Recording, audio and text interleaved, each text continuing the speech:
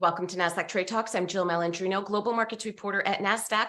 Joining us for this segment, we have Michael Finke, professor of wealth management, director for the Granum Center for Financial Security, and the Frank M. Engel Distinguished Chair in Economic Security at the American College of Financial Services.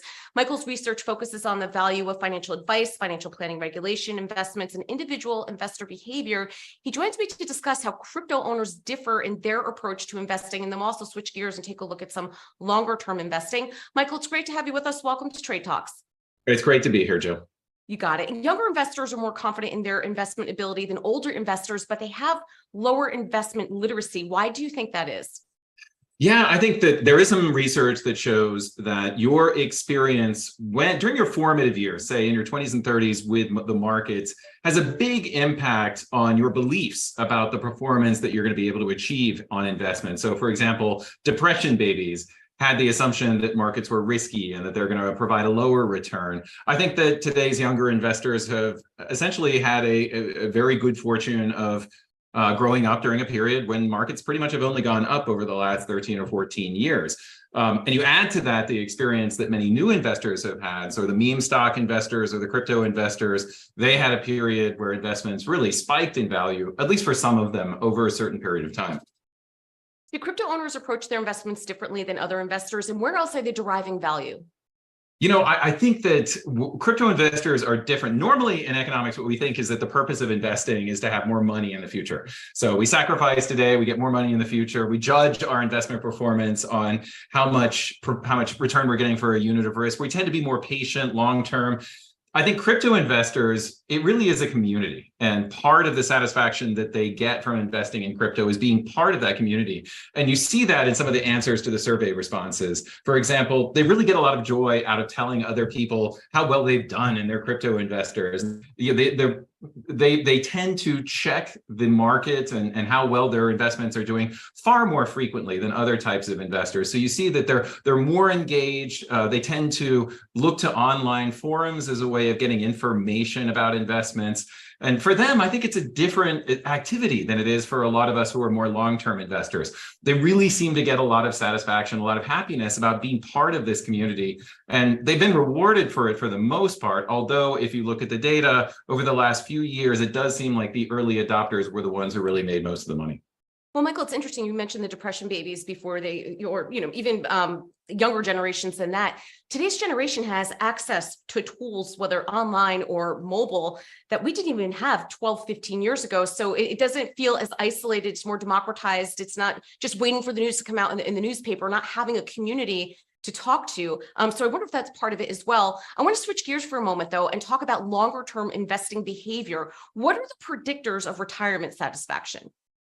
Well, I do also do a research on what makes people happy in retirement. And from my research, I found that really there's I call them the three pillars of retirement satisfaction, and that is health and relationships and money. So, and the other thing to remember about those three pillars of life satisfaction in retirement are that they all seem to work together. In other words, if you have a lot of money and you don't have good relationships, then what's the purpose of having the money? Or if you don't have good health and you have a lot of money, what's the purpose of having the money if you're not able to actually enjoy it? And the other thing that makes these three things very similar is that they're all investments.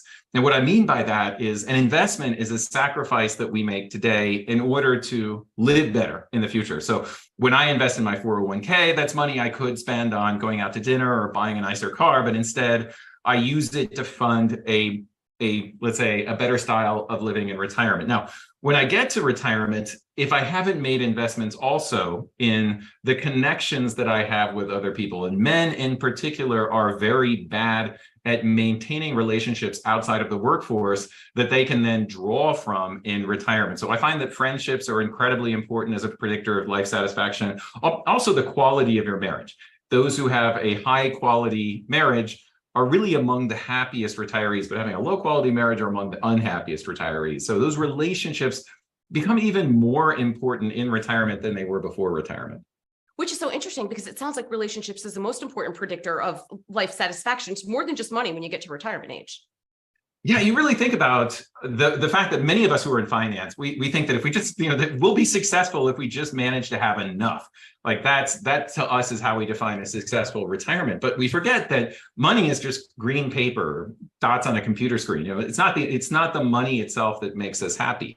It is money as an input into the activities that actually do make us happy. So what kind of activities make us happy? It tends to be social engagement types of activities, going out to dinner with friends or going on vacation.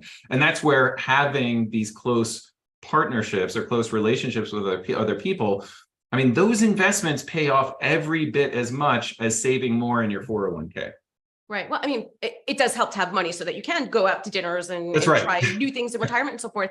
But I think it's so interesting that you picked up on that when it comes to relationships, because everyone lives longer now, right? Your retirement does need to stretch, and you do need to be able to maintain those types of relationships. So I think that's another factor as well, that we hopefully live longer.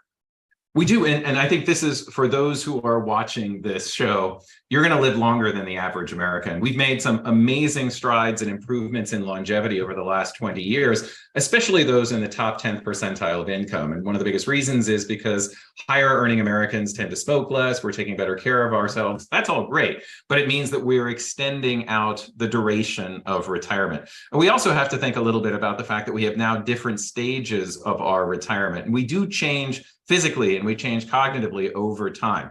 So when we're thinking about planning for retirement, we also have to plan for the inevitability that if we hit our late 80s and 90s and beyond, that we also have to be able to have a plan for managing our finances, and living somewhere and maintaining those relationships later on in life. All right, Michael, we appreciate the insight. Thanks for joining us on Trade Talks. I'm Jill Malandrino, Global Markets Reporter at Nasdaq.